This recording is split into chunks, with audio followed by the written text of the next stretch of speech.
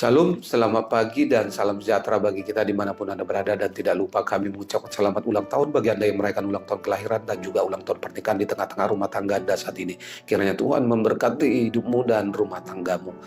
Dan kami juga tidak lupa untuk berdoa kepada Bapa di surga bagi Bapak, Ibu, Saudara-saudari yang masih saja terbaring lemah di tempat tidur, baik di rumah sakit maupun di rumah Anda. Kiranya Tuhan menjawab doa-doa kita dan Anda sekalian diberikan kesembuhan untuk dapat kembali beraktivitas sebagaimana biasanya. Sebelum kita melakukan segala sesuatu aktivitas di dalam satu hari ini, mari kita terlebih dahulu mendengarkan firman Tuhan untuk kita saat ini yang diambil dari kitab Pengkhotbah pasal 7 ayat 14. Begini dikatakan, pada hari mujur bergembiralah, tetapi pada hari malang ingatlah bahwa hari malang ini pun dijadikan Allah seperti juga hari mujur, supaya manusia tidak dapat menemukan apapun mengenai masa depannya. Demikian firman Tuhan. Saudara, dalam kitab Pengkhotbah ada pengajaran tentang segala sesuatu yang ada di muka bumi ini adalah kesia-siaan.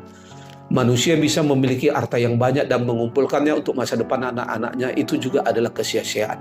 Tetapi satu hal dalam hidup ini yang dinyatakan tidak sia-sia jika hidup kita selalu dekat dengan Tuhan. Apa yang mau diungkapkan di situ? Salomo meminta kita dengan tekun menuju sasaran yang ditetapkan Allah sambil menerima jalan yang disediakan Allah, baik itu jalan yang licin maupun yang kasar.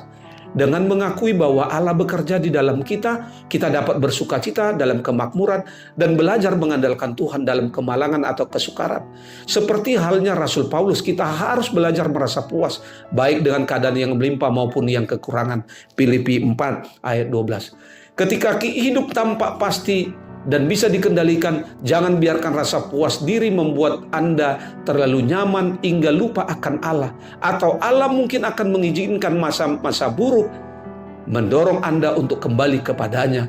Namun ketika kehidupan sepertinya tidak pasti dan tidak terkendali, jangan pernah berputus asa, karena Allah sedang memegang kendali dan akan mendatangkan hasil yang baik dari pergumulan yang sedang kita hadapi tersebut. Karena Allah telah berfirman, sebab aku ini mengetahui rancangan-rancangan apa yang ada padaku mengenai kamu, sebagaimana yang dituliskan di dalam kitab Yeremia pasal 29 ayat 11. Oleh karena itu Allah tidak pernah merancangkan hal-hal buruk menimpa umatnya. Jadi apapun pergumulan yang kita rasakan, serahkan kepada Tuhan. Karena Ia Allah yang sangat mengasihi orang yang datang berseru kepadanya. Dan tidak ada satupun pergumulan kita yang tidak dapat diatasinya. Tentang apapun itu masa depan kita, kita tidak dapat mengukurnya secara materi. Yang kita tahu adalah masa depan kita ada di tangan Tuhan. Sama seperti pengakuan kita, baik hidup maupun mati, kita ada di tangan Tuhan. Selamat beraktivitas, Tuhan Yesus memberkatimu. Shalom.